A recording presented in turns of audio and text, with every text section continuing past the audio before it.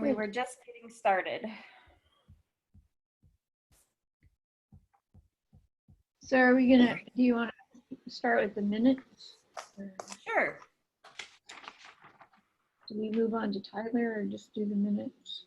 So where am I? I think I lost everybody. Did everyone get a chance to look over the minutes from February and May? Yes, and I've got some corrections on the February. Okay. So in section 3.1, the third paragraph, there's a duplicate. Oh, dang, I don't have, let me look. Duplication of 2 words there. Kathy, I'm sure you caught this too. Hold on, let me get to my minimizer here.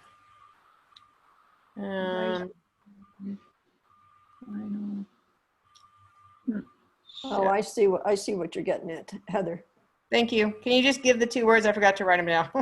Sure. The first sentence, third subparagraph, Yeah. Heather Miche made a motion. Oh, So okay. Yeah. the duplication of quote, made a motion.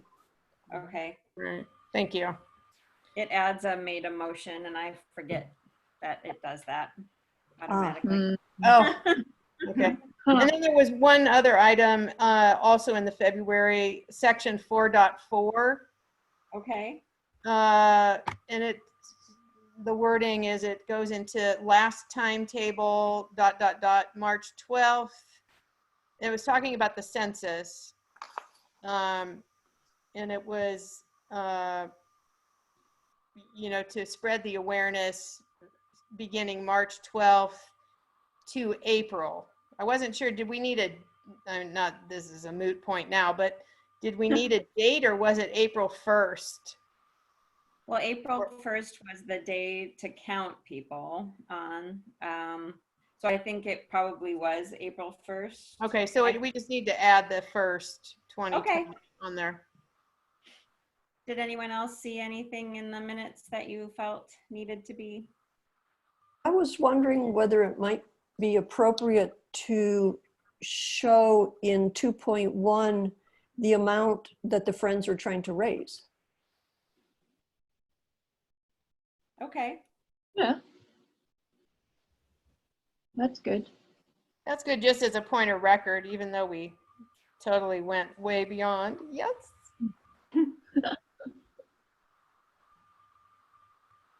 Or Okay.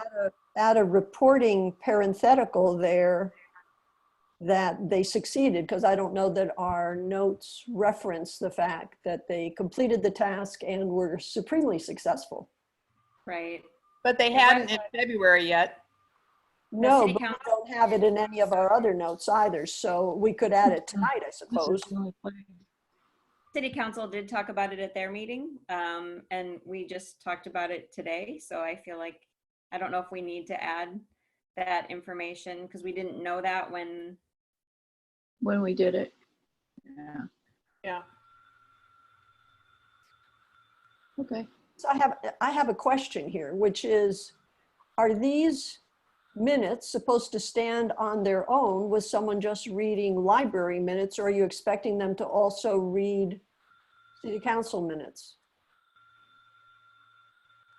I mean, if somebody wants to really know what's going on in the entire city, they should probably read the minutes from each council. Yeah. and Right, board. but what if someone just wants to know what's going on at the library? I mean, then they'll know that the Friends did a fundraiser, and I guess they could contact the library to ask for the results, or the Friends for the results. Question. I mean, That's a I good don't think we can probably get the content of everything that happens into the minutes. I mean, I could certainly add a parenthetical after that if we feel like it's important enough. Well, I defer to others. I just think of when one reads minutes, for example, this will be an issue when we talk about the May minutes. One would never know that there had been a COVID pandemic because the word COVID, governor's orders, there's no explanation for why the library closed. You know, we know what's going on, Yeah, because we're in it. Yeah. Right, but the minutes are supposed to be informative to a future reader. The Hoping to main meeting is understand. also, the main meeting is also recorded and available on the city website. So I'm thinking we probably, I don't know if we said those words in the meeting, but I haven't gone back. I watched it again, but just to get the basic minutes down, right? Right. All right, well, if you think Well- that the new world is recorded minutes, then, I mean, that's what city council, I mean, they have minutes as well, but they record all of their meetings so people can go in and watch them mhm. if they want And ours are more recorded also. information about discussions and things like that. I don't know if you can add things that we didn't really talk about. And I was wondering that too, that the minutes are simply a recording of what was discussed. So if it wasn't discussed, What Mhm. wasn't if we all discussed? knew it, then it wouldn't be in the minutes. Whoa, okay. I'll just dissent on that point and move on. To me, silence in government documents is not an adequate explanation. Well, I'll move on. Our minutes are supposed to be action minutes, so it basically, we just need what our decisions were in each meeting. We don't need to get all of the discussion points down necessarily. No, I understand that, but how do you explain us discussing the reopening of the library if we never explain why it was closed? Mhm. So I think that, again, in terms of the minutes reflecting what was discussed, then it would be on us to say, because the library was closed due to the pandemic. Mhm. We did talk about the, Those are points that you would make when you'd say, and let the minutes reflect Yeah, time. yeah, yeah. And so if that's what we're missing, we should move forward with that kind of Mhm. protocol. Right, Yeah. thank you, Jerry. Okay, I can add that. Mhm. Okay, anything else about the minutes that we need to change or update?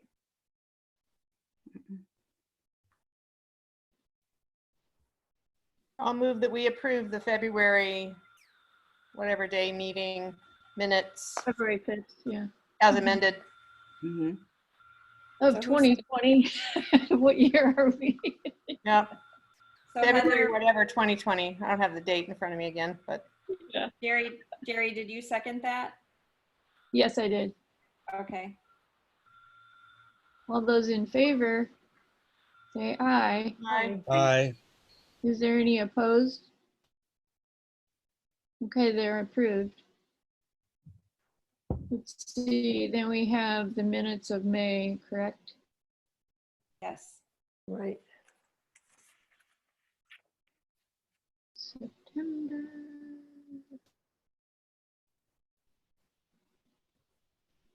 Do you want that approval to stand for both minutes, or does somebody want to make a motion for the May minutes? Are we doing them separate? They I should didn't be find separate. anything. Yeah, I agree. Let's do it separate. That's how we've been discussing it, I believe, separately. So are there any additions or corrections to the May minutes?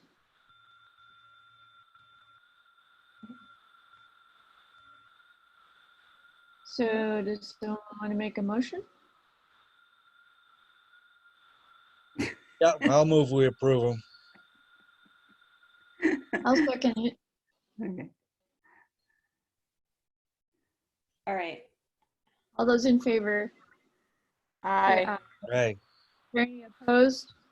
Aye, No. me, And then we have the June.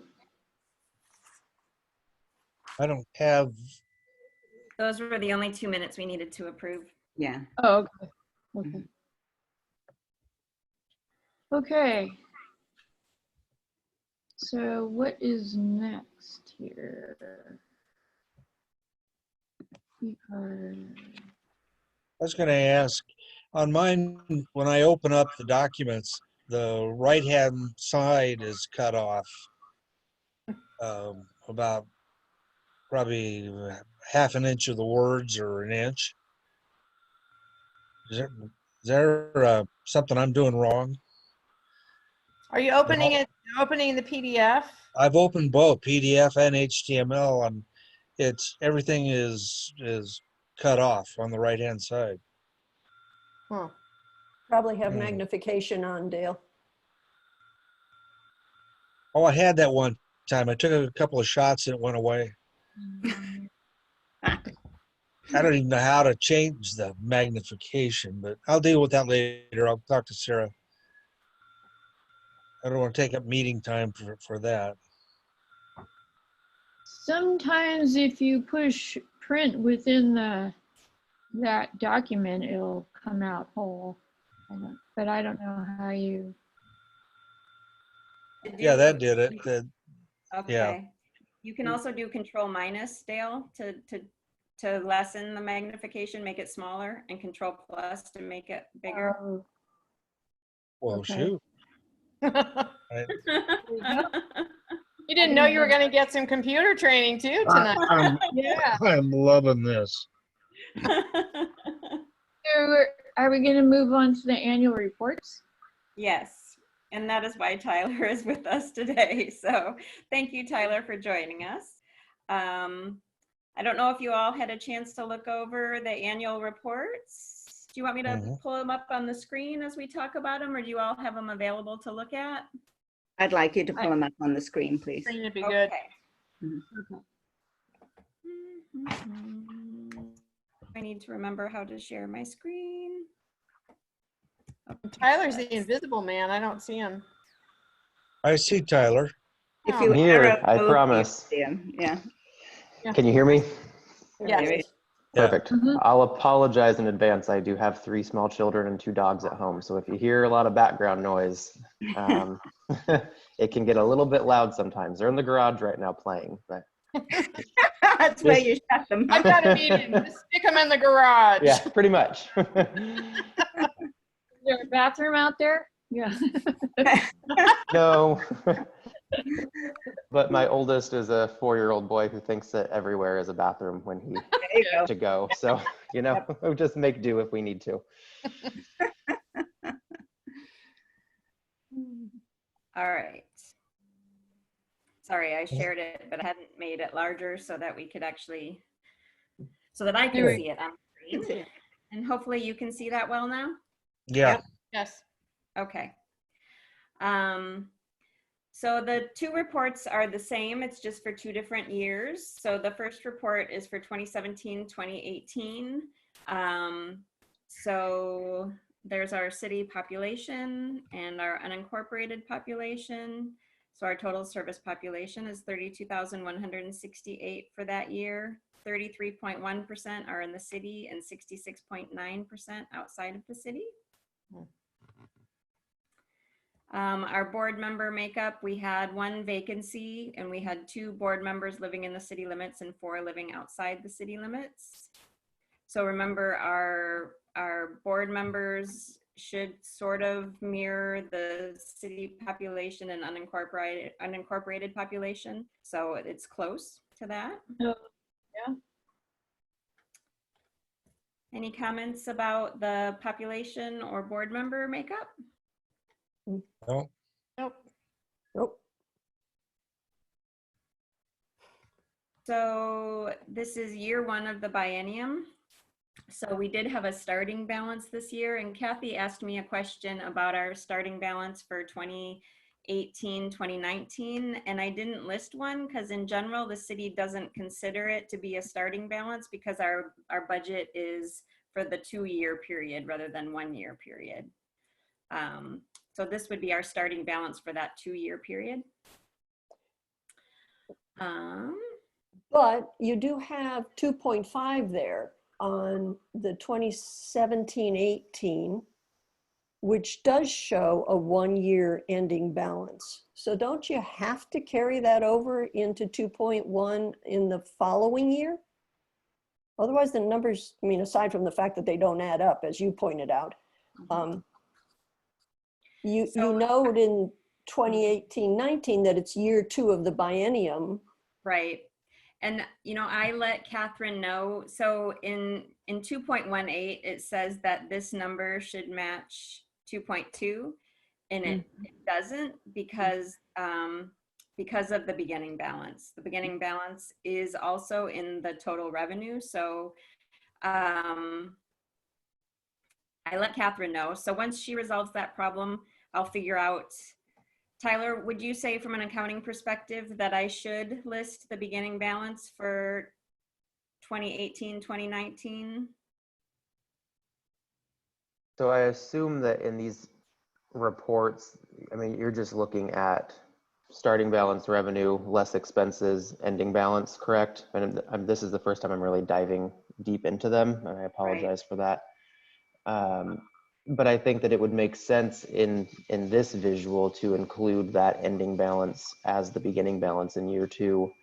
Okay. The reason why we don't in our financial statements on the city level is because we compare everything budget to actuals. And so rolling it forward in year 2 artificially inflates that budget to actual number. But in these, looking at it strictly as just a financial document of revenue and expenses, I think it would make more sense to roll it forward. Okay.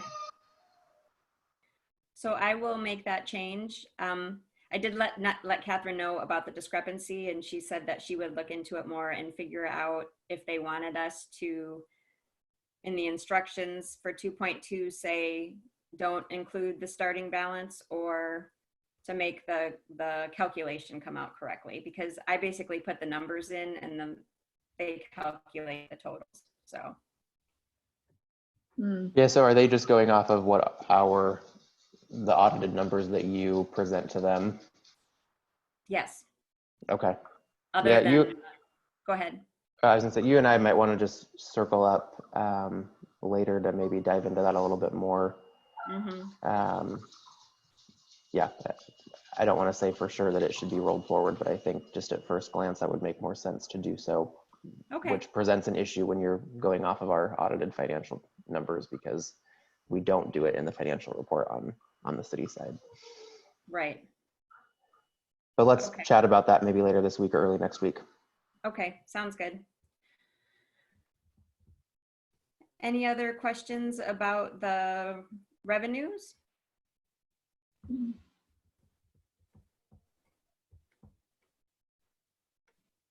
Here is the expenditure, the beginning of the expenditure detail.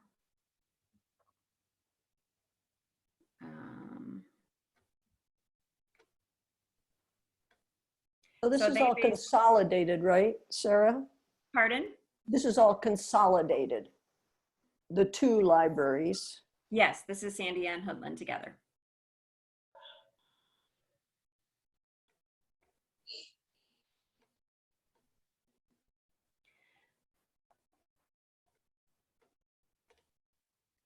So this total, 1562488, does match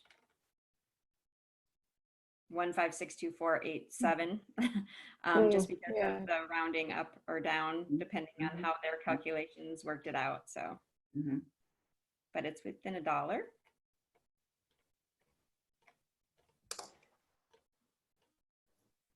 We don't have any library reserves. I think Oak Lodge is the only library that has library reserves. No, actually, Happy Valley has started that. Okay. We'll see whether they disclose it. So it asks for a brief overview about standing debt. So I already listed the amount that we paid in debt. So I just said that in 2012, we took out $800,000 loan, and it will be paid off in 2036. So Sarah, I have a question here for you in terms of politics on LDAC. Since the rent number in 2.28 doesn't indicate that that's Hoodland, right? And your debt number above doesn't indicate that it's just Sandy, but then you clarify it in 242, which is good, right? Mm-hmm. But we don't take a jab at the county when I think we could. And I think we might want to say that rent is for the Hoodland Library. The county did not provide a permanent structure for the Hoodland Library when Sandy assumed management of Hoodland in 2009. And the only reason why I raise that is over time, I'm hoping that we can shame the county into paying the rent up at Hoodland. Mm-hmm. Right, if they're providing libraries to some extent out of county funds for both Oak Lodge and for Happy Valley, Mm-hmm. they did do the 250,000 clearly for the improvements up at Hoodland, but those other libraries got extra. And Right. Hoodland's never gotten anything extra. So this is just a thought. Mm-hmm. It's a Um, good thought. Where Yeah. would you suggest I Like put it. that information, Kathy? I'm thinking maybe in 242 and just, again, maybe in brackets or parenthetical, put the note that the rent entry is for the Hoodland Library and the rent is paid because no structure was ever provided by the county. Something like that. Provided or supported. Yeah, that's a good way to put it too. Okay. Yeah, I think that's a great foundational step, Kathy, to just kind of, let's start seeding that. Right, that's what I'm hoping is maybe, it will take years, but maybe something could happen. Mhm. Jerry, I mean, you know how the county has shafted Hoodland, right, between the senior center and everything else. So let's take a jab at them. I like how you think. All right. Okay.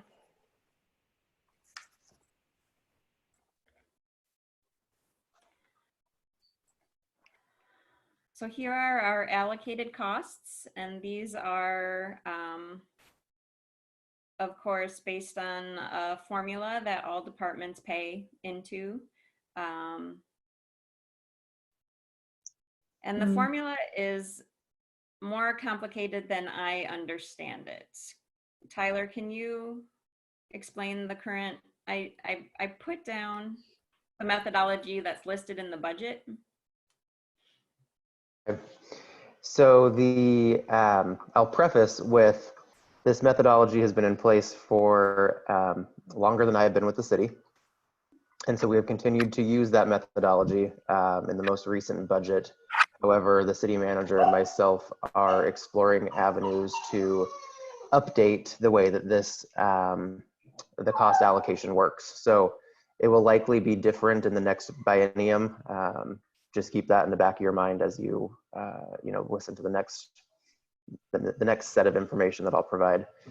At one point in time, we took all of the costs associated with indirect services. So all the costs associated with accounts payable and printing checks, all the costs associated with the legal department, the number of invoices that we've had, the total legal exposure for each of those departments, utilities at City Hall, and a couple other items that I probably can't recall as quickly off the top of my head. And then we allocated those out based on the departments that were using them. So for example, let's say the library had 13 full-time equivalent employees. Out of 60 full-time equivalent employees, they would pay that percentage share to the finance department for paying said employees. Let's use the library again for an example with legal. If we had $100,000 in legal claims, and for example, I'm making up a number here, so forgive me. Let's say they had $10,000 in legal claims because someone tripped and broke a wrist on the front sidewalk. Then the library was paying that percentage into the legal department. And so that has just been sort of built upon since it was originally drafted, using the same inflationary rate as we've seen with our property tax revenue. So if property tax revenue went up by 6%, then we increased the indirect cost allocation by 6%, trying to keep that baseline equal among the departments. The flaw, and we are fully aware of the flaw here, is that there hasn't been a comprehensive dive into updating these allocations. So other departments have increased significantly compared to the library in FTE. When this calculation was originally drafted, we didn't have SandyNet at the same level as it is now. So, there is some disparity on the employee and payroll side in this calculation because other departments have grown, other departments have shrank. And so we do recognize that there's room for improvement, which is why it's on our list of, tasks to tackle before the next biennium. Does that help clear any of that up, or do you have any other questions about how this was originally created?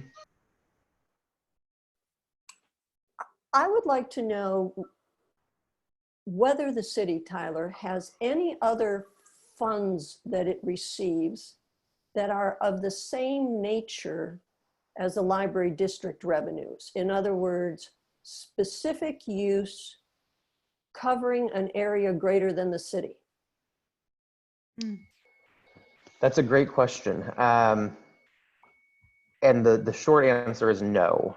The longer answer is we do have some grant agreements with Clackamas County to provide reimbursement for services that we provide outside of the city of Sandy for Meals on Wheels specifically and some other senior service programs.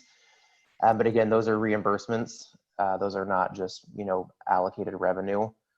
The city did explore and is still sort of exploring, the creation of a recreation district or aquatic district, which would be similar in nature to exactly the district. The reason why I raise this is that from my perspective as an unincorporated resident, the city receives basically on a fiduciary basis funds to let it operate a library with significantly more funds than it would have on its own, right? And those funds have to be used for that purpose. And in fact, the bond measure called for, to the extent that there was a concept of allocable expenses, that they had to be, I think the phrase, Sarah, is directly related Yes. to the operation of the library. Now, clearly, for more than 10 years, the city has effectively been taking more out of the library budget than perhaps that concept would permit.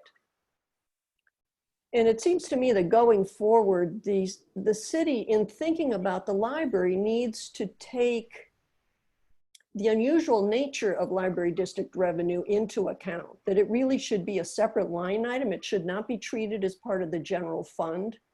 That's not to say that there aren't legitimate allocated expenses, but that it's a different beast than general fund money. And it's quite possible that when you look at the last decade, the library, perhaps would have $10,000, $20,000, $30,000 back in its coffers that it could use for collection development that it has not had.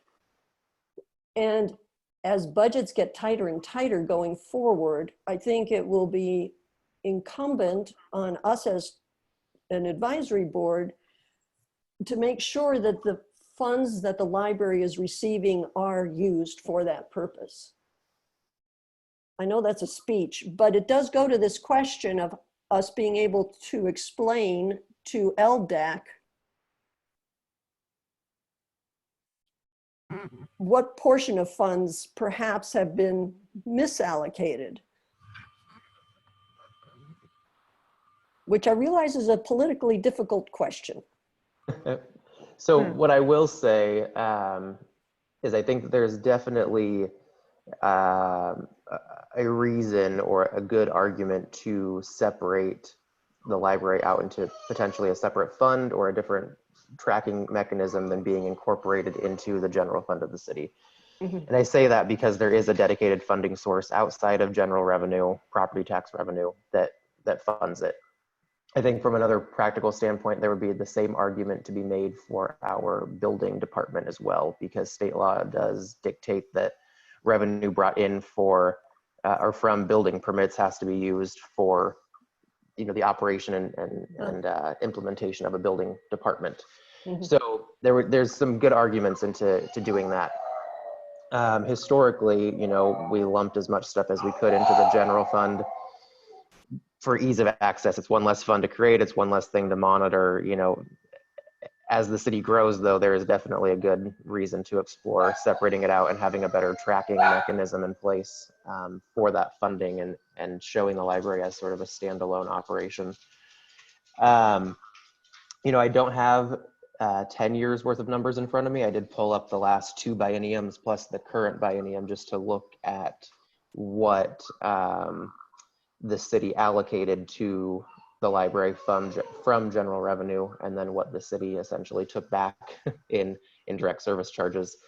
And it looks like, you know, close to breaking even for a couple years, and then you know, this current biennium that we're in, we gave less than we took back. So there,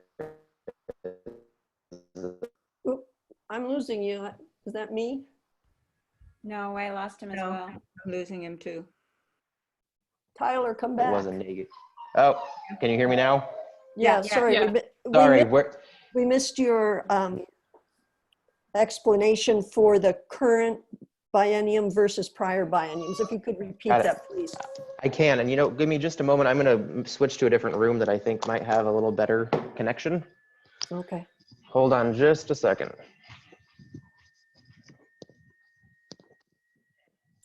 Sorry about that.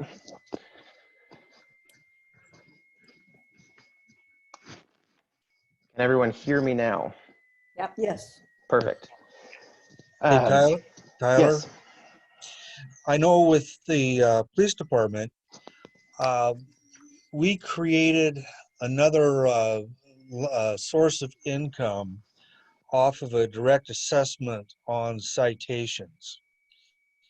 And we created a separate line item for those funds and then had specific guidelines what those funds could be used for. In that case, you know, we spelled out it was for training for the police officers. Couldn't we do the same thing with a line item for the money from the district, and then just specify in that line item those funds are to be used, you know, for library functions? Ultimately, yes. I mean, if the board, you know, wanted to create some sort of recommendation or proposal that could then be forwarded to the budget committee and to council, we could absolutely look at, you know, splitting library district revenue, you know, 95% towards general operation and 5% towards something else for a quick example. But that would need to be, you know, developed through the budget process, and ultimately get the support and the buy-in from the budget committee and the council to do so. Well, I think it really makes good sense. You know, it's proper stewardship of money, you know, like Kathleen is saying, that the library district is dedicating specifically for functions and needs of our library system in Sandy. And I don't think the intent was ever that those funds were given to us to go into our general fund and then to be doled out at the discretion of the budget committee to us, or put controls on it by the budget committee. You know, we're the entity that knows best where our needs are in the district and how to best use those funds. That's why we have a library board. Well, to be fair to the city, I don't think that they've ever not allocated to us the full revenue. The real issue is just these allocated costs that haven't had a discrete review until Tyler and Jordan are doing it now too. Am I correct, Sarah, when I'm saying this? I think this is accurate. I believe so, yes. Yeah, I can, at least in my time with the city, assure you that every penny of library district funding has been recorded to the library department. Yeah. Right. I can't speak for items that or transactions that were done before me, obviously.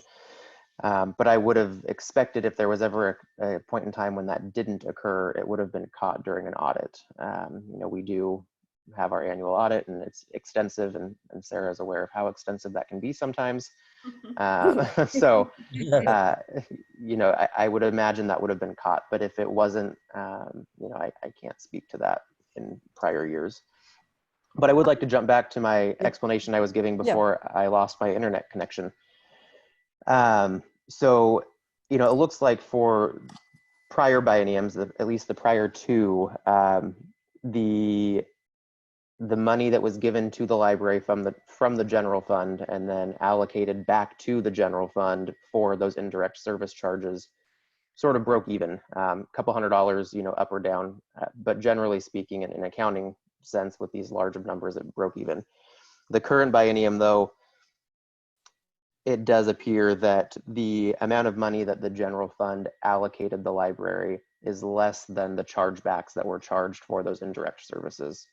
And so, I hate to use the word negative, but when you're looking at it from a net perspective, there was a net negative allocation to the library for this biennium, about $2,500 or so.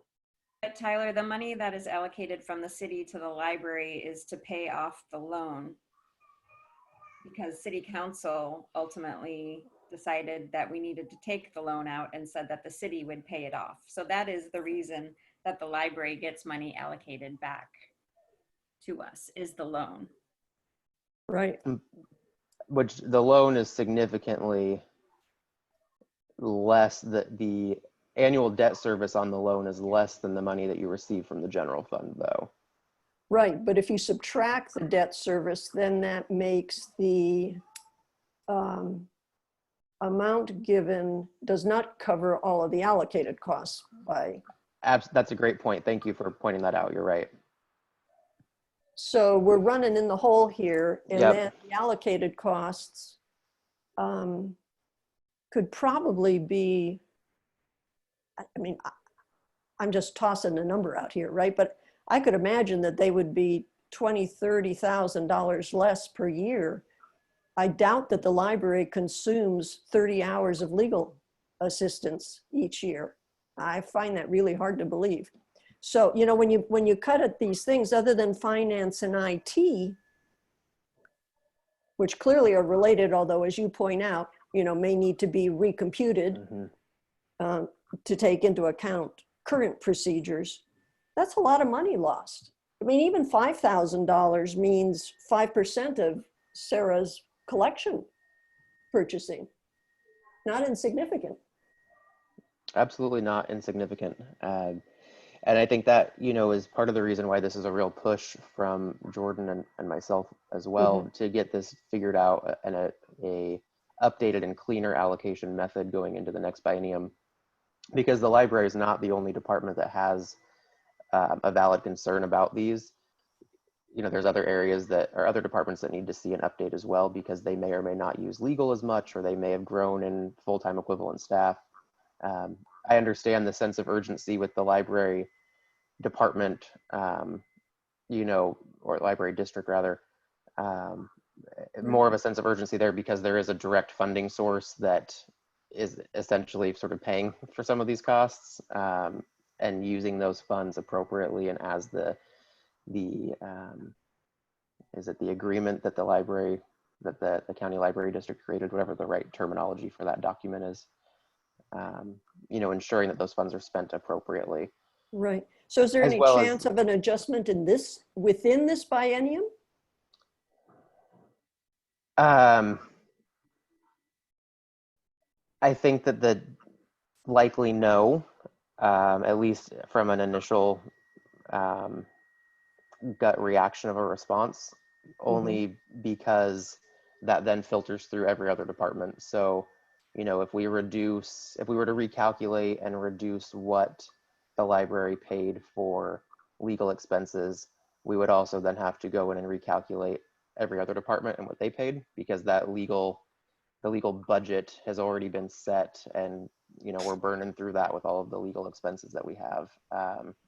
And so it doesn't just affect one or two departments. This would affect every other department and every other fund in the city, which would essentially be like, you know, recreating our budget, not from scratch, obviously, but it would be a significant overhaul of, you know, each of the adopted budgets as they currently stand.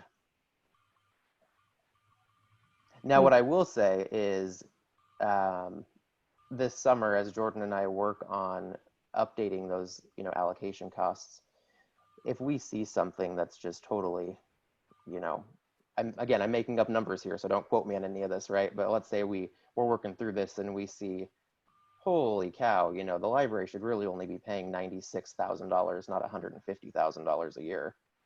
If we saw some very significant, you know, error in the way that we're doing this now, then I think we would absolutely want to have a conversation about how do we rectify that. I just don't know what that looks like. And so I don't really know what the threshold would be for doing something like that. But, you know, as we attempt to be the best stewards that we can be, we would not want to see a significant error, any error arguably, but specifically a significant one, continue to go into effect and not fix that in, you know, the short term. And I'm aware that's you know, a non-committal answer, and I apologize for that. I can see the not smiling faces with my response. So you know, well, I would just put on the table that what you consider a significant difference, every $1,000 is significant to the library. It's not a question of $50,000. It's a question of 1,000, 2,000, 3,000. As you know, we face this difficult world that we're going forward in for Sarah. Every dollar matters.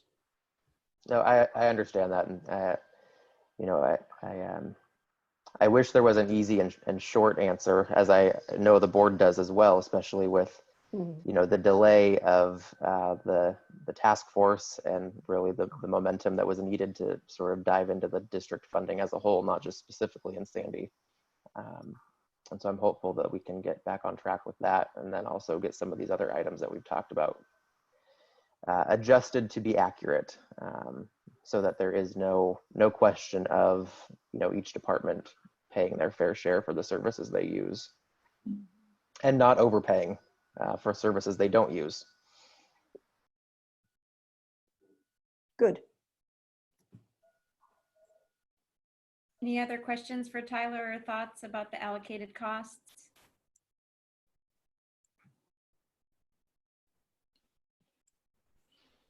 All right. You know, Sarah, I will say, I will add one more comment.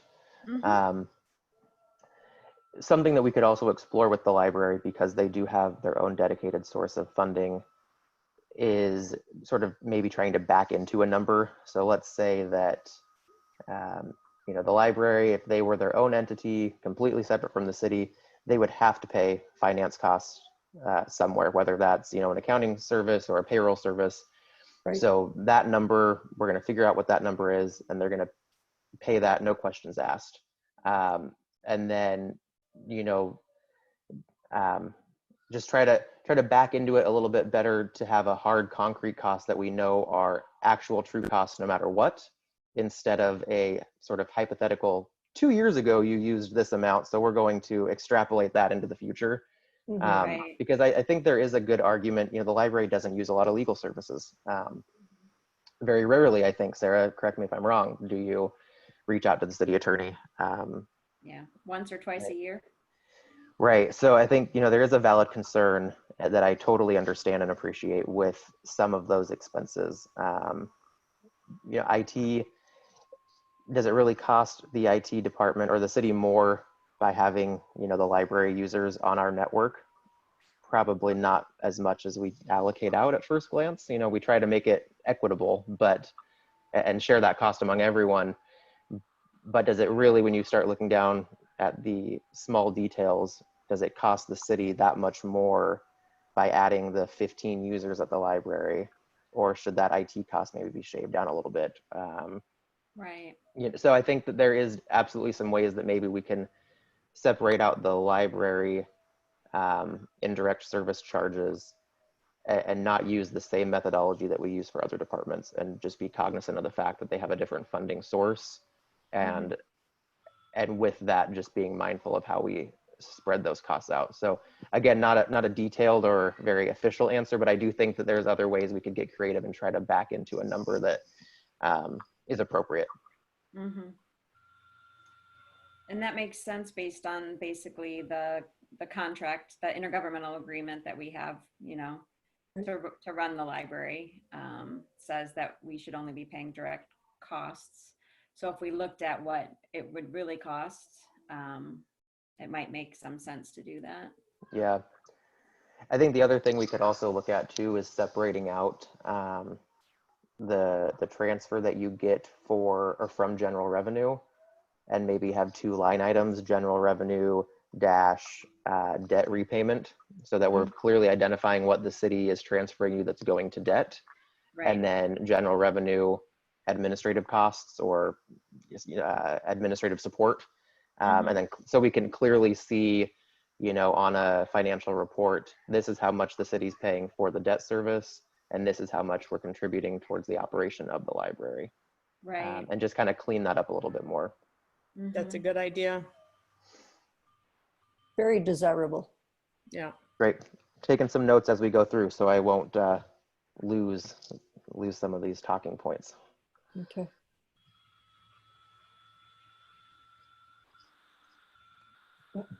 So I would like for us, given what we have done here, is to put in 255 that the board has asked the city manager and the finance director to reevaluate and analyze the allocation process. So it's clear to LDAC that this discussion is underway and that efforts are being taken to address this in the future. All Sarah, right. what do you want to do here?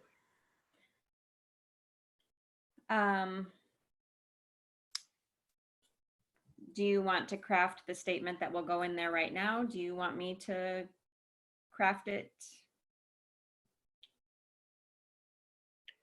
When do you imagine having to submit these? Can we, in the COVID world, let me put that on the record.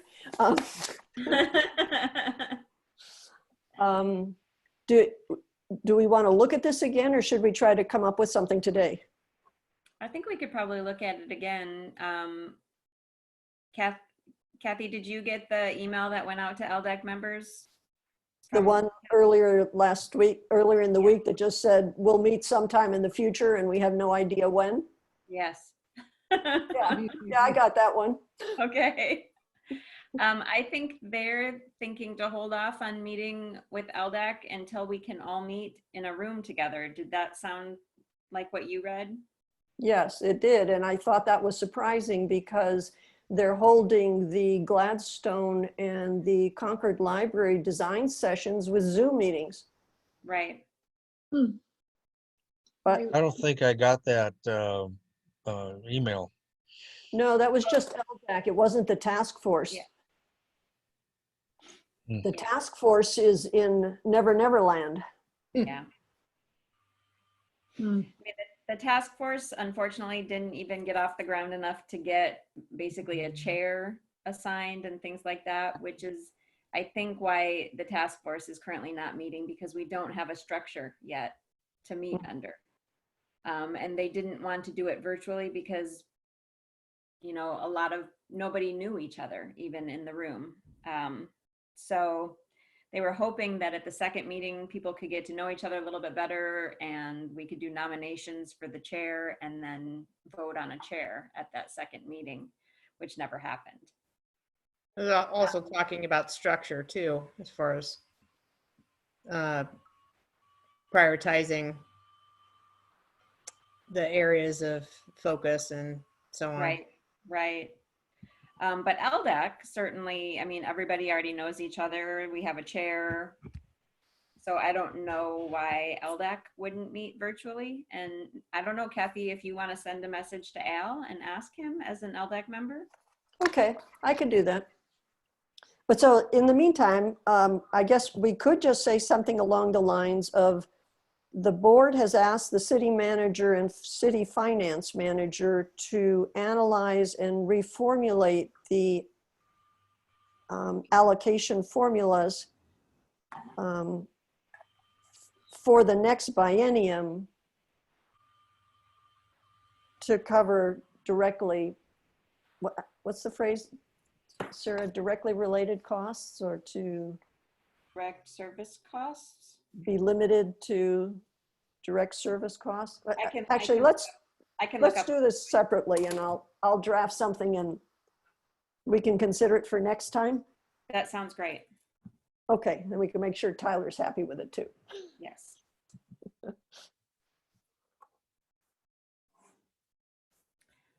I will Right. say, if Go I can ahead, jump Ted. in quickly, Sarah, Mhm. that I think this, and Sarah may have mentioned this in a previous, board meeting, but I think this biennium that we're currently in is the first time there was a really strong, for lack of a better word, analysis of the costs between Sandy and Hoodland, as far as personnel and some of the rent and stuff like that. So, I would just, for what it's worth, yes, there's room for improvement, but there have been a little, some changes or some analysis internally that we're trying to do to better track those costs and make sure that, funds are being spent appropriately and that one Right. service area isn't being offset by the other at the detriment of one. So. Is unfortunately why we had to reduce the hours at Hoodland. Mm-hmm. Now notice, if the county had covered the rent, you wouldn't have had to do that. Yeah. No, we still would have had to do it, but Oh, not, still would have, because of Yeah. PERS? yeah. Okay, The rent is only 20. 20,000, and it was over 60,000 for the biennium, the difference. Ah. So, Well, except the biennium would be 40. Right? 2 rents? Yeah, 2 rents. right, Anyway, separate issue, I'm sorry. that's true.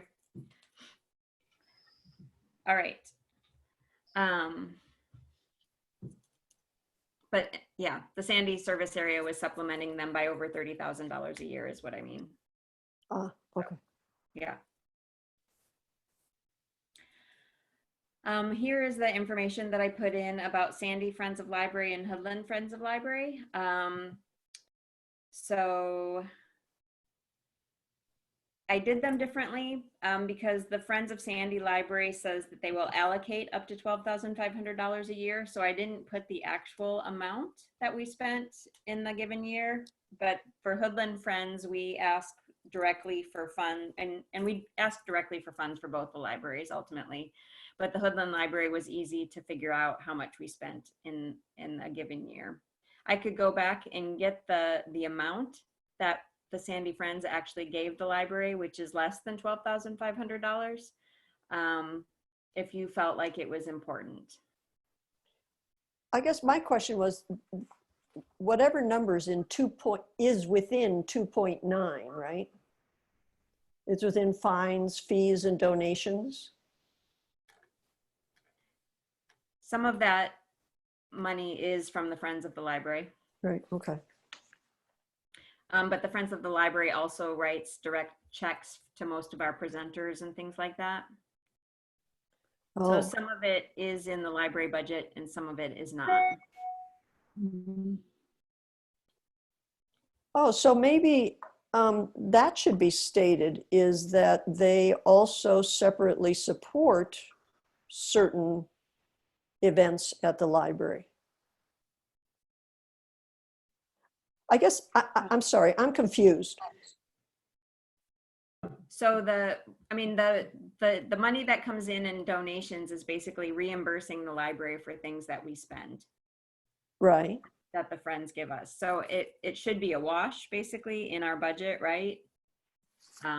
We spend the money and then the Friends reimburses us for it. But those numbers are in the budget because they reimburse us for it.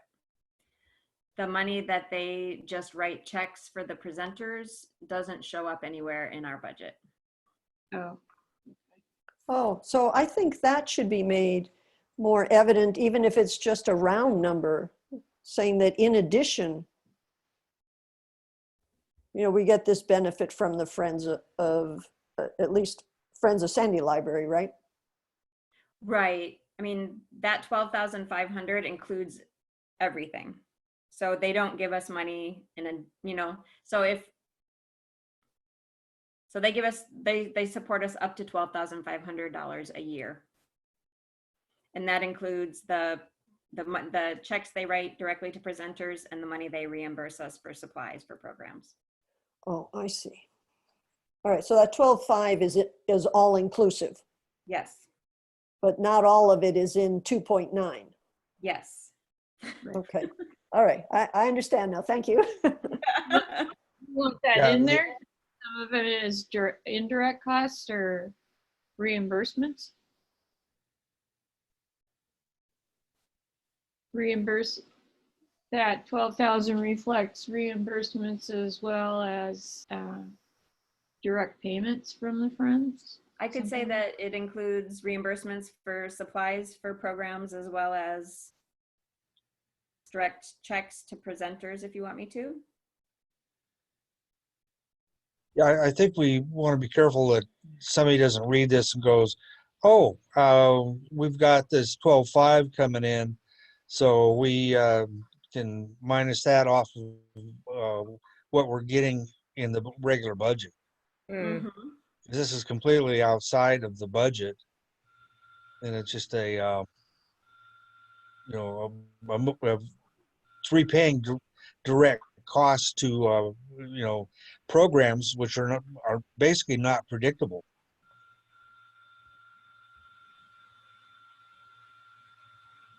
So are you saying put it in there? Not in the Or don't? budget. No, in the explanation. Hmm. Or just leave it like that.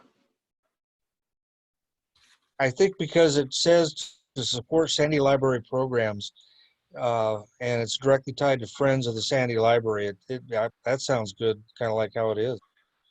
Okay.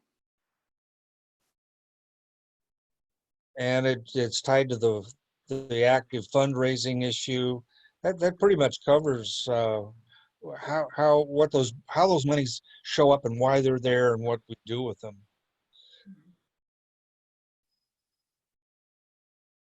Do you agree with that, Kathy? Yeah, I think so. I mean, I guess I was just trying to understand whether the 12.5 was in 2.9, but I understand what Sarah's saying, and I don't know that it matters. Okay. Then we can leave it the way it is. Yeah, I think so.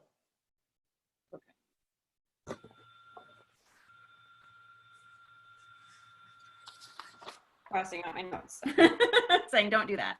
All right. So this section is basically, these were the service standards that were in the intergovernmental agreement originally with the county, and they're very old measures of success that are no longer used by the Oregon Library Association because we've gone through the standards, right? Right.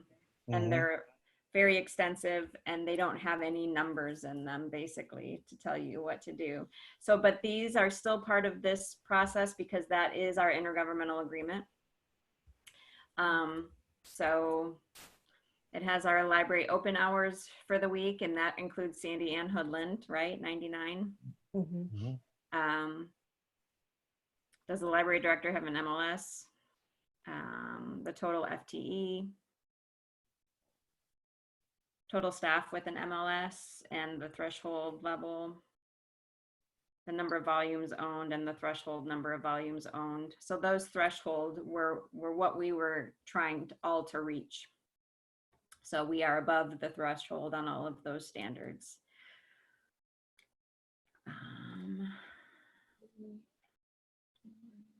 Sarah, can I ask a quick question? Sure. Has the county ever thought about, and maybe this was done in the past and this has been scrapped, but doing progress reports for each library individually and not Sandy and Hoodland joined? And the only reason why I ask is just given what we've already talked about budget shortfalls or reduction in hours, sort of really being able to identify where those issues are. Right. So the first year I did the report for LDAC, I did them separately. And it was a serious pain because of how our budget is set up, right? Mm-hmm. I couldn't identify personnel costs for Hoodland because I didn't Right. have them separate. I couldn't identify, supply costs for Hoodland because I don't have them separate. And even now that would be difficult to do because when we do like an order of RFID tags, we might send half a box of tags up to Hoodland. So it would be very difficult to account for. Okay. If we decided to separate out the budget, and you've mentioned this possibility to me before, Tyler, with Hoodland staff separate, with all of the Hoodland costs separate, and tried to identify how much of every cost went to Hoodland and how much went to Sandy, it would be a lot on the accounting side for coding. Mm-hmm. But we could try to do that. Okay. And we can talk about that more. I was curious if that had ever been done in the past. Yeah, it was. And it was sort of a nightmare to try to figure it out, really. I am absolutely sure it was. Curiously though, Sarah, in this section 3, Mm-hmm. we should ask Catherine whether we could, just for purposes of section 3, have 2 columns. Mm-hmm. One showing the services rendered to the Hoodland community, and then the Sandy community. Mm-hmm. Of course, these are outdated standards, but Yeah, I don't know if I would. I don't think so. Hopefully we renegotiate an IGA that has some updated standards in it anyway at some point, so we don't need to worry about these super old standards. I mean, I don't feel like these standards are really a measure of success anymore at this point. right.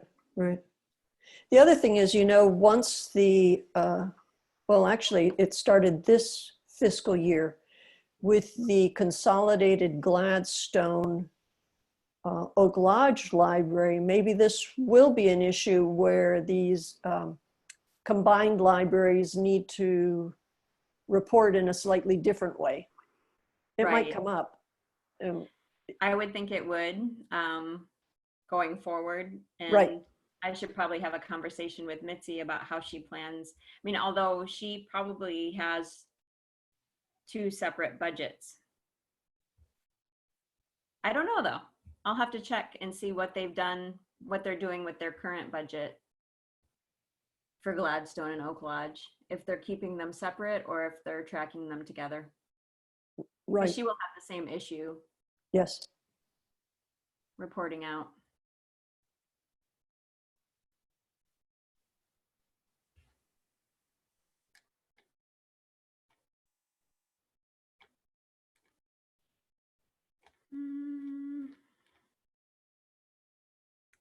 So this is where I didn't add any additional, it asks if there's any additional information you want to provide as part of the library's annual progress report.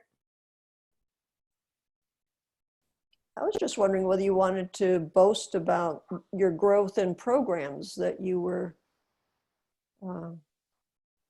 creating during that period. I certainly could. Mm. But then one wonders what the point of boasting is when we're going to have this very weird year that we're going to report on next, which Yeah. Well, we're still holding lots of virtual programs. I mean, our program attendance might not be huge, but our story times are certainly getting many views, many more views than what the number of people who go to story time generally. So Wow. in some ways, our statistics may be, it may be interesting to compare. I think include it. Mhm. You know, we can use it kind of as a baseline, if you will. Pre-virtual. Okay. I can get some numbers together about our programs and how much they increased from the previous year and things like that. Yeah, you had it in all those charts that you did a year ago, I think. Mm-hmm. Mm-hmm. Yeah, I have the information available. A really nice spreadsheet on that. Yeah. Yeah. Just a thought. Okay. Any other thoughts about anything else that we should include in our annual progress report?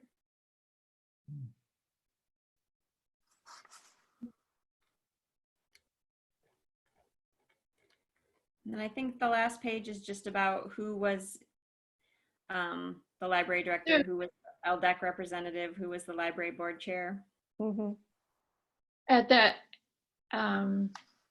is George, this is the time, because of the time frame, George Hoyt is on there, or is he still involved? No, so for 2017, 2018, he was the LDAC representative, but then you'll see in 2018, 2019, Kathy is listed as the LDAC Okay. representative. Okay.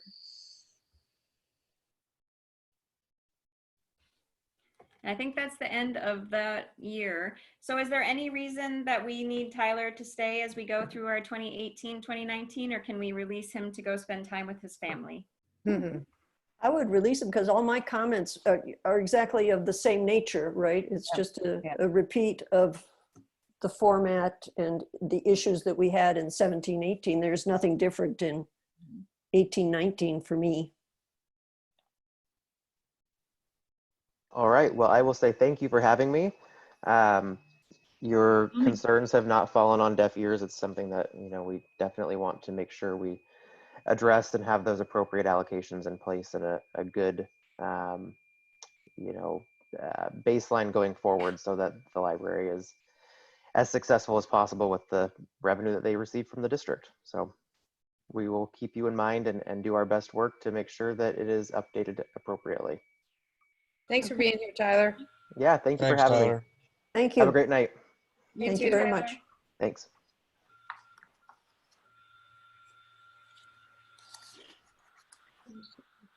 All right. So we are now into 2018, 2019. We've got the same similar city population breakdown. I think it was 66.8% the previous year for unincorporated, and it's, or 66.9, and now it's 66.8. So the city population went up by 0.1%. We did talk about last time about whether that vacancy should be living in the city or out, but it looks like unincorporated is fine. Yes. It would be good. Mm-hmm. Yeah, and that's what that's what I listed it as in the proposal to city council when we changed your term dates and things like that. I did list that open position as an unincorporated, designated unincorporated in the Sandy service area position. Okay.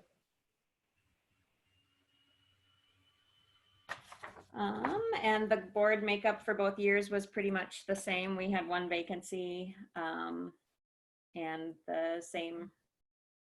So we're doing good to keep up with that.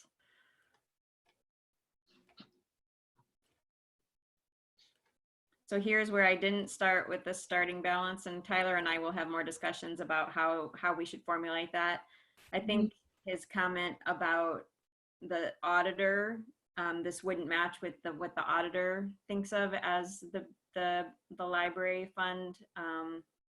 I don't know where we'll end up on that question, but we will have that conversation, and maybe by the next time I come back, I'll have an answer from him on the best way to show it here.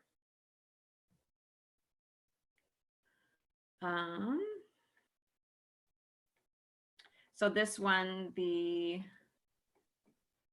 2.18 does match what it says in 2.2 because I did not put a starting balance in. Otherwise, it wouldn't have. Ah, right. Mm. Our salaries and wages continue to go up. Everything continues to go up in cost.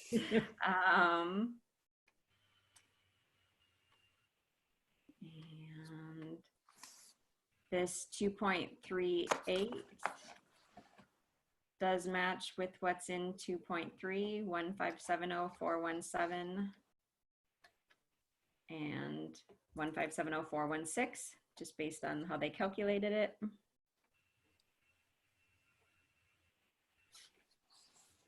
No library reserves. I will make the same note in the debt service here about the Hoodland rent that we discussed. Mhm.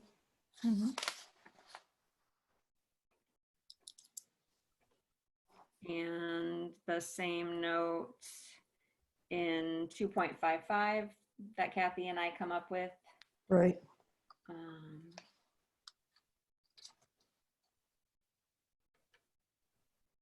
Good, that was okay. They pledged more money this year. And I don't know why it added 2 blank pages in here, but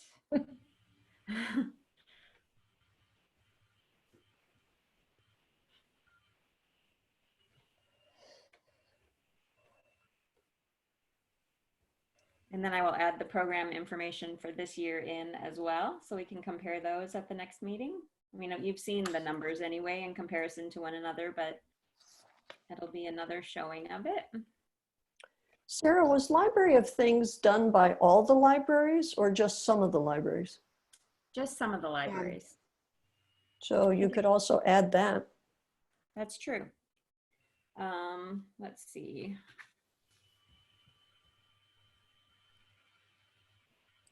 And that would be in, what number was that? 4.1. Okay. Well, actually, did you start that by June 2019?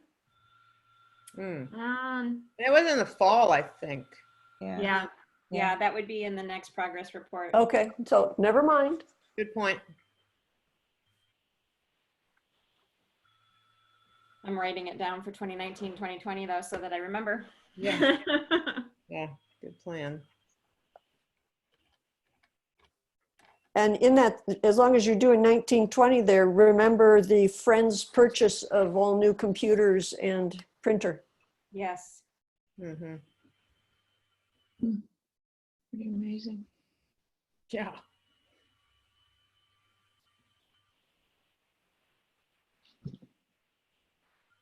Yeah, that was a significant Yeah. event. Okay. Any further thoughts about the progress reports for LDAC? Reopening planning.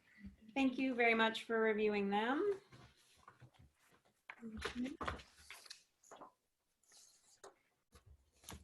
So the reopening plans, do you want me to keep this on the screen or Sure. can I see your lovely faces again? Keep it on the screen. Copy. Yeah, keep it on the screen. All right. So we broke the main difference between this document and the last document is we broke phase 2 up into 3 parts. And that is based on the library directors deciding when we could start sharing materials among all the libraries, and that is going to start on June 15th. So, Monday. yeah, Good. so that's exciting news. The big news. And Does that mean that we go back to normal checkout periods? so on June 15th, we are going to, and there's going to be an email that goes out to all people who have an email in their library account. that tells everyone that starting on June 15th, everything you check out will have a 28-day checkout period. Okay.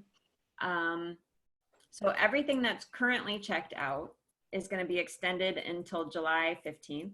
Wow. And starting on June 15th, everything that checks out, DVDs, magazines, books, will have a 28-day checkout period.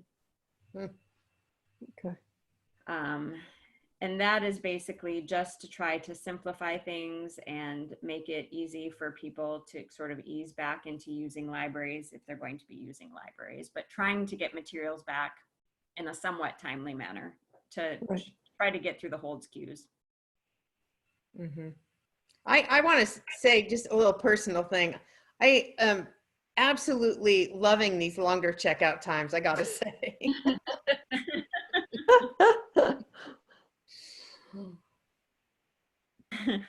Enjoying it while it's here and lasting. Yes. Yeah. And not holding on to things longer than I need them for, but it's just Right. It's, So, it's and that's honestly, the other, Sarah, I just want to give this feedback about that is there's I mean, I know the importance of keeping the materials in so that they can circulate, right, to other patrons and so on. And there's also this ease of like having everything with one due period.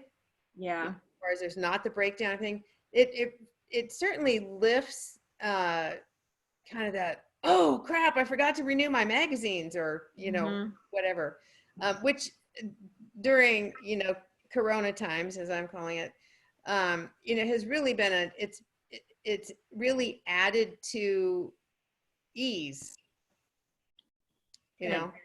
yeah. So Yeah. you can take that to the directors group if you want. I mean, I think it was just a really prudent, and it's been really helpful. I can just say that. Good.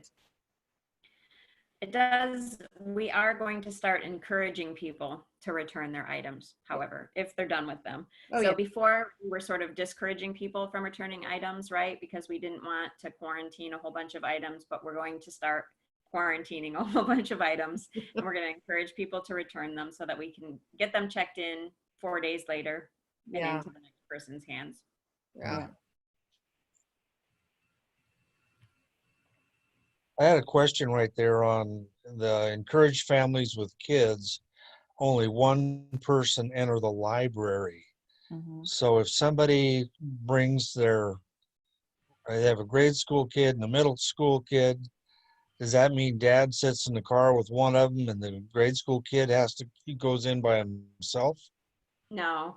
I mean, if there's only one parent present, well, I mean, it's not going to be a strict rule. We're going to allow the parent to go in with their kids. But we're trying to make sure that people are aware that they're not going to really be hanging out in the library. There's not going to be things for the kids to do while the parents are picking up their books. So the parents are basically going to have to keep their kids with them. And we're just trying to point out that the library is going to be a different type of place when we first open. Maybe there's a better way to say that, or maybe something along the lines of kids need to be escorted by one adult or something like that. Right. Well, this is really an internal staff document. It's not going to be our publicity. So. Oh, okay. Oh, good. We'll Okay. come up with much better statements for publicity. Okay. Thea is excellent at that. So. Yeah. And do I read this right, that families with children, you're really hoping that it's not a child will be escorted? You prefer just one person, which is sort of the standard CDC thing anyway for shopping.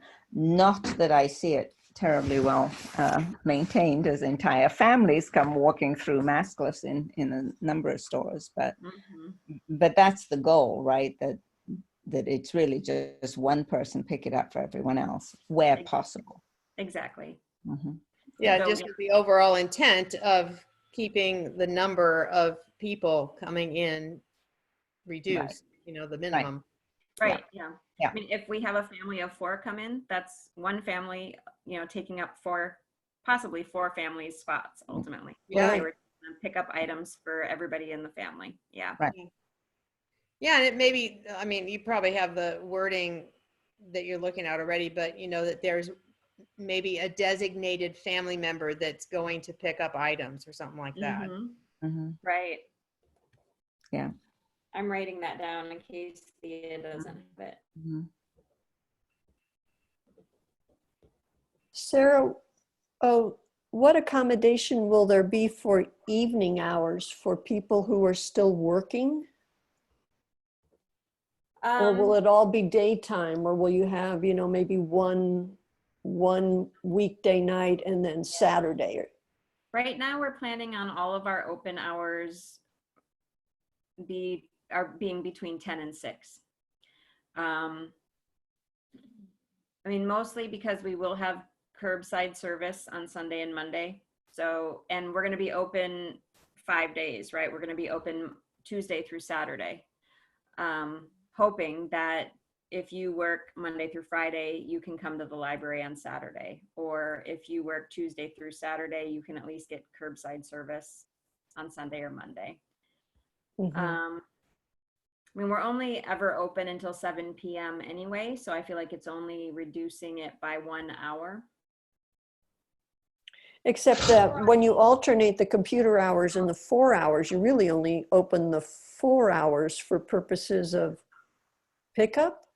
Right, so on 3 days, the library will be open from 10 to 2, Mhm. and on 2 days, the library will be open from 2 to 6. 2 to 6, okay. All right, well, I'm sure if it's a problem, you'll probably hear from folks and then Yeah. deal with Yeah. it. I mean, there are people who are Suits unhappy with and- our curbside service hours currently. I mean, not super unhappy, but they're like, oh, I'm going to have to wait 2 days to come and pick up my holds because Yeah, go check on I them. work during that time during these 2 days, right? But Right. they always have a time they can make it in. They just don't really want to wait. So they're like, can I come in at noon? And we're like, no, we only do it from 1 to 4.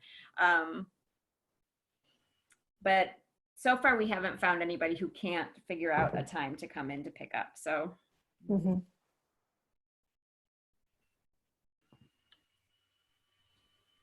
And then I had a question about the computer area situation. You know that cool service you created where people could send documents for printing mhm. from wherever? Will that service exist at all? Yes, I mean, the computers will still be on Envisionware, and that mobile printing is built as part of Envisionware. Right. So if you want to send a mobile print job, you certainly could and just come in to pick it up. And will the appointments options, will there be some kind of online reservation option, or will it all be by phone? I'm not sure yet. We're still talking through how many computers we want to have an appointment. I saw that Maureen, our reference librarian, sent me and some Hangouts messages about it by the time I got home today. So we're still sort of talking through how many we want to do by appointment, how many we want to have available just for walk up and things like that. Mhm. So, I mean, with a Visionware, I believe we could have a website that was external that people could make appointments on. I don't know if we would want to do that or not. Do you have any thoughts about the preference of that? I mean, right now people Sure. call to appointments for curbside pickup, and that works for us. We could certainly add making appointments for computer use to that, and just make the appointments for people.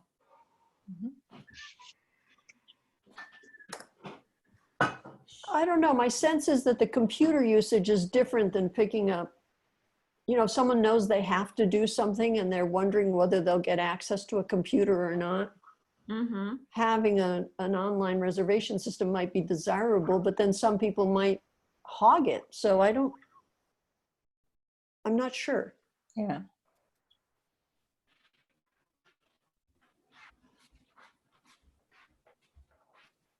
I mean, I could see that if we had an online reservation system that went a certain number of days out, somebody could certainly go in and reserve a computer every day for their hour, Mhm.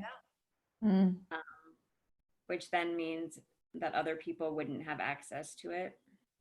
Right. But they could certainly call the library and ask a staff member to reserve it every day for an hour.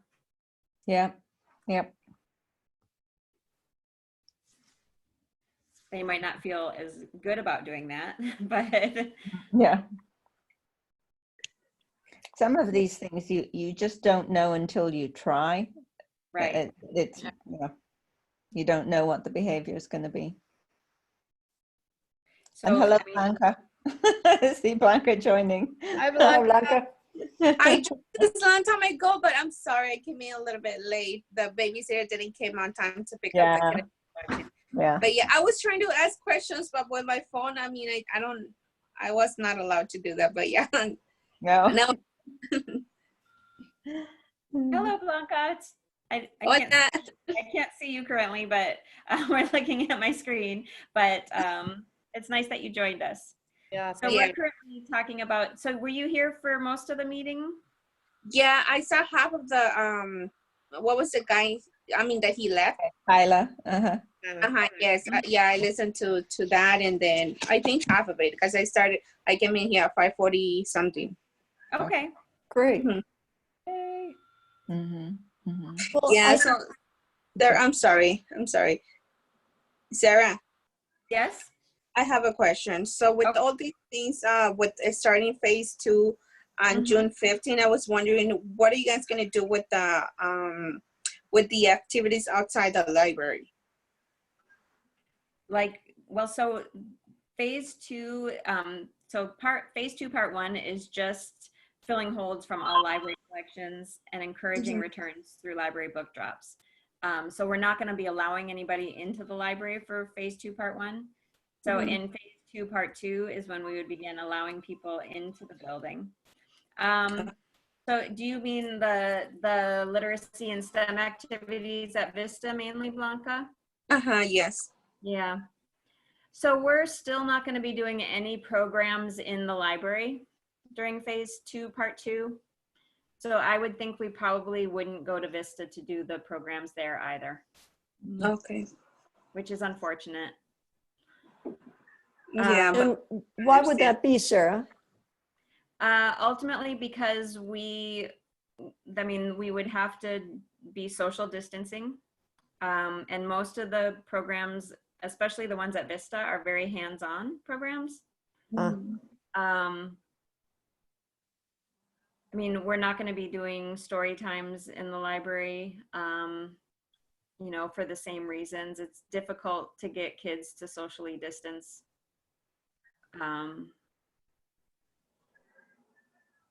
We also would need to make sure we kept our programs under a certain number of people, because currently I think no more than 25 people can meet. Mm-hmm. Mm-hmm. And when we looked at the way that they're talking about, like, daycares can open and summer camps, but those are the same kids at each event. So once they are together, they're the only kids who are approved to be there ultimately. And at like library programs, it could be Different half kid. the kids at Vista there one week and another half, and then there's the mixture of 2 different groups of them, and the same thing at story time. It's all different people who come to story time regularly. It's not the same group. We don't do registrations, right, where we have all of the same parents and kids at story time together. Mm-hmm. So that's the main reason.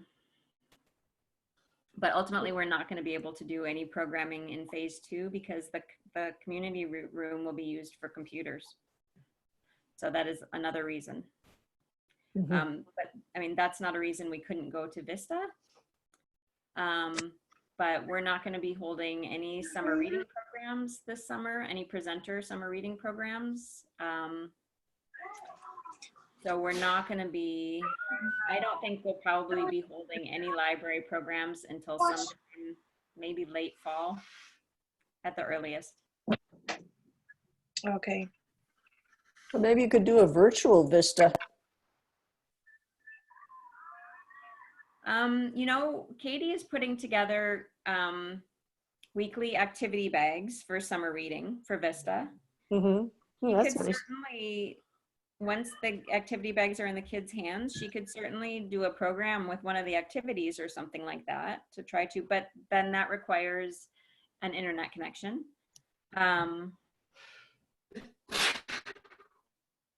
And so, Blanca, did SandyNet put an internet hotspot at Vista?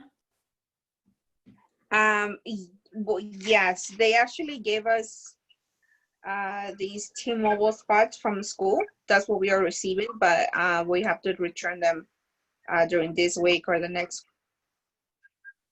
Okay. So you won't have internet access at that point, most of you.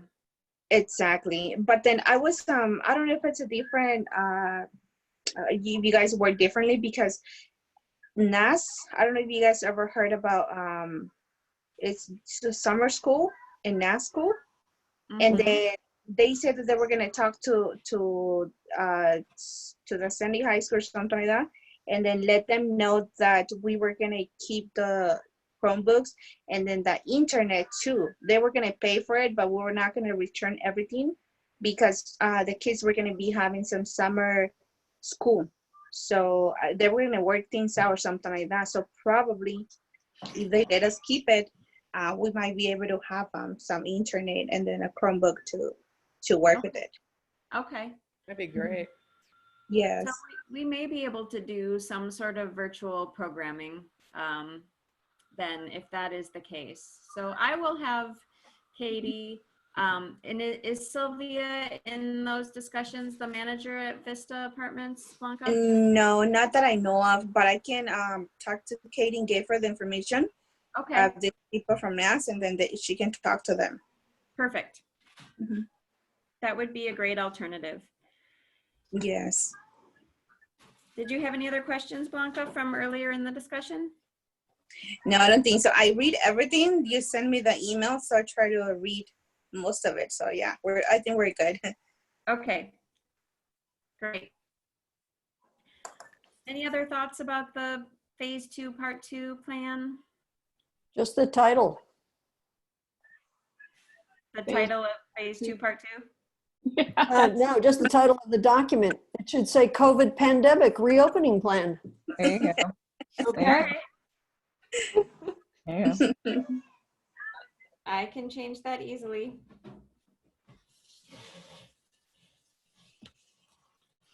So let me scroll down the screen a little bit. So we were talking originally about not checking out or allowing people to return or check out Library of Things items until phase 3. It sounds like phase 2 could go on for an extended period of time from what the governor has been indicating lately. Mhm. So we feel the need to start some of the things that we could start up in phase 2, part 3. And that would be the Library of Things. And so we started to think about programs that we could possibly hold in phase 2, part 3. So the ESOL, the English as a Second Language, English for speakers of other languages, sorry, and the reading tutoring for kids. We could do appointments in the fireplace room with barriers in place on a table at Sandy, and maybe Hoodland in the community room if we could figure out physical distancing for 2 computers and another desk area in there. Did you have any other thoughts? And so those are programs with very limited numbers of people, right? 2 people basically sitting across from each other at a table. I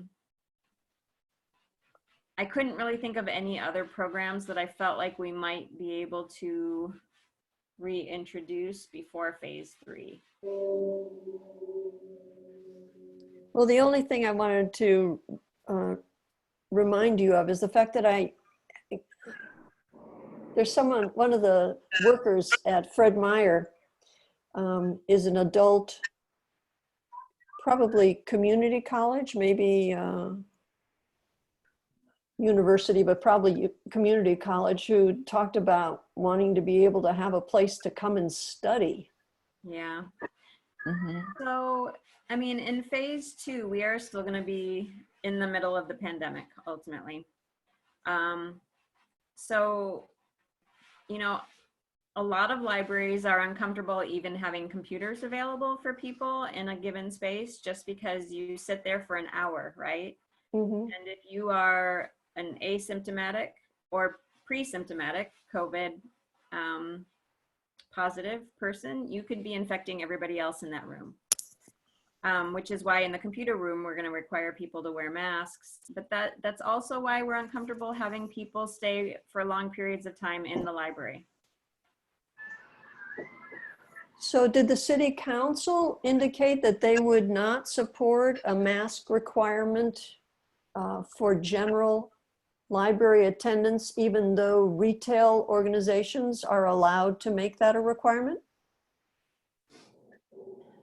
The lawyer indicated that we could require it,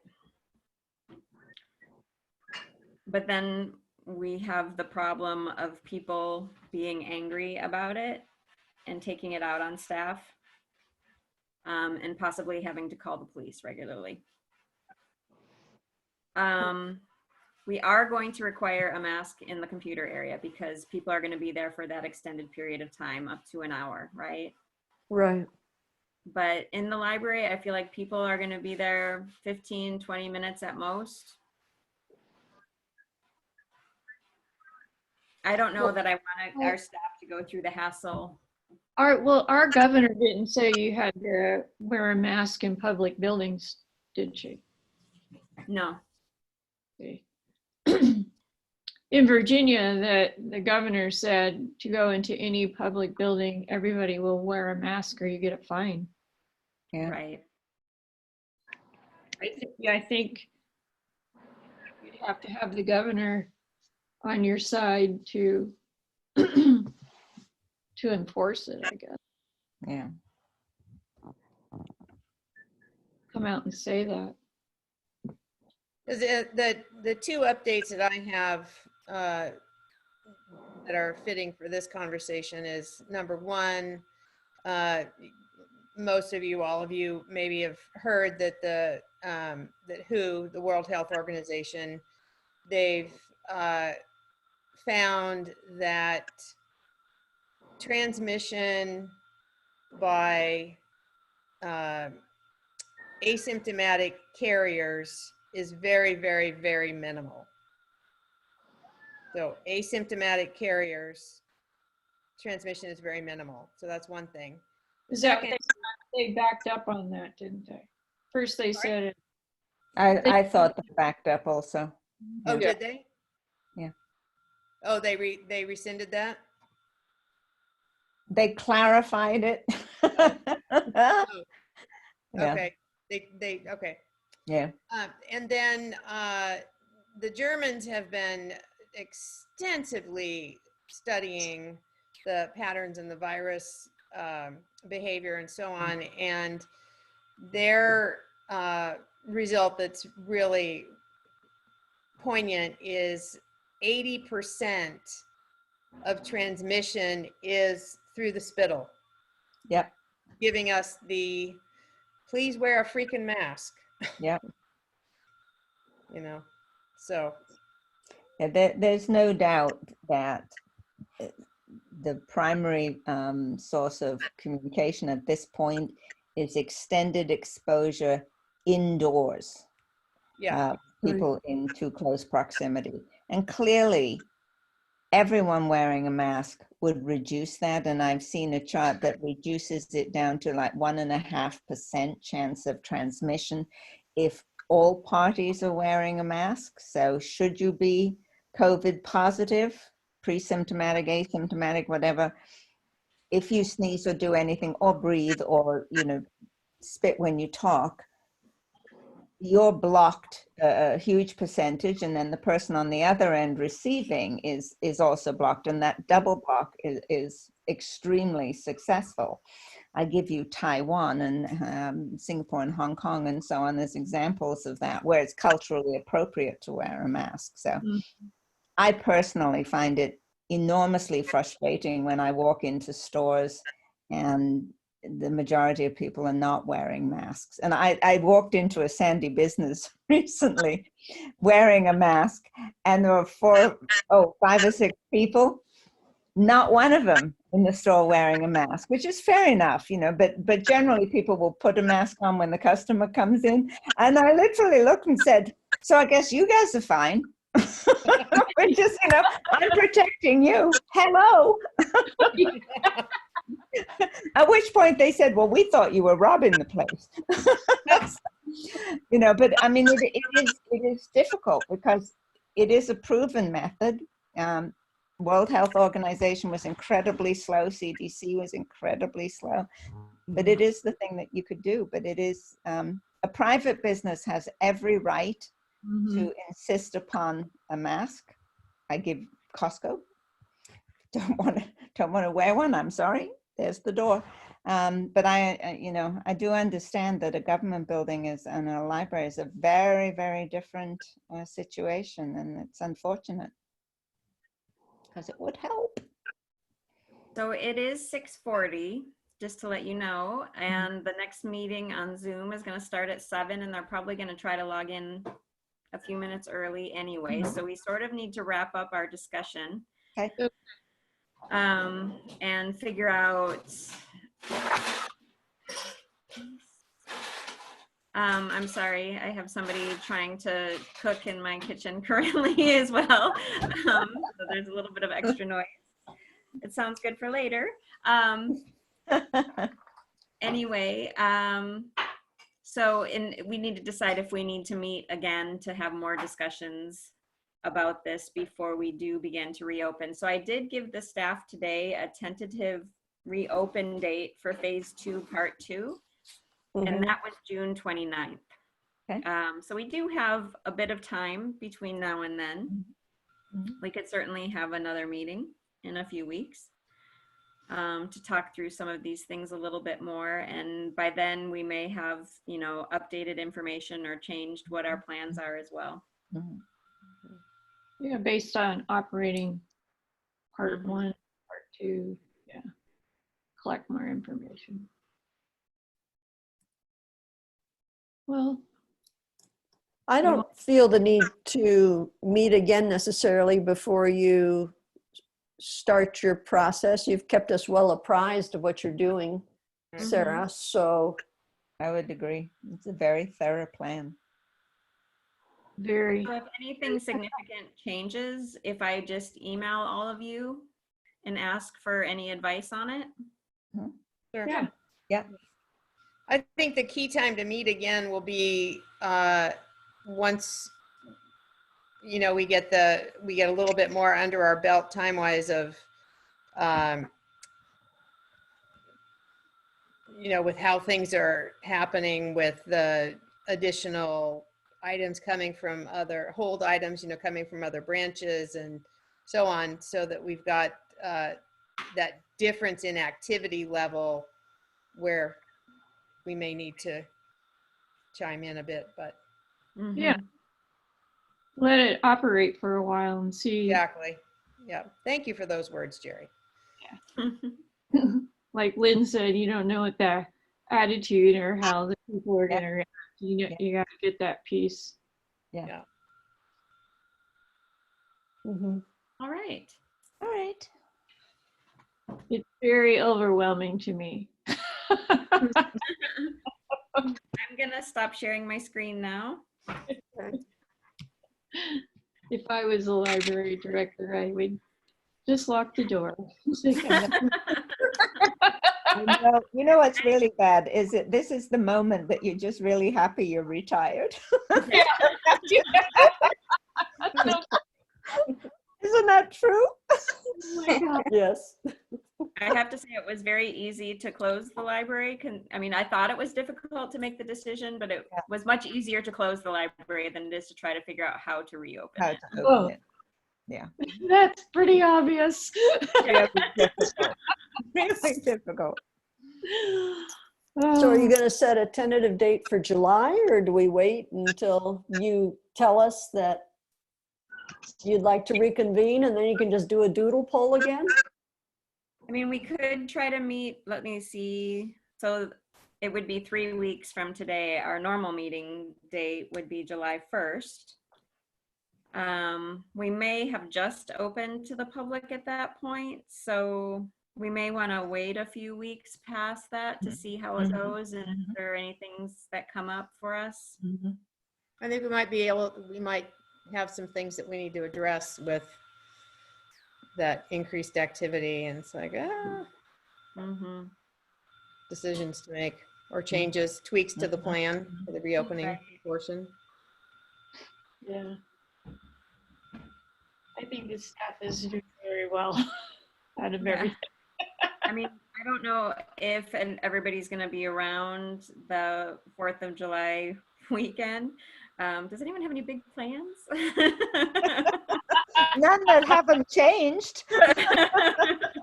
Exotic foreign travel, of course.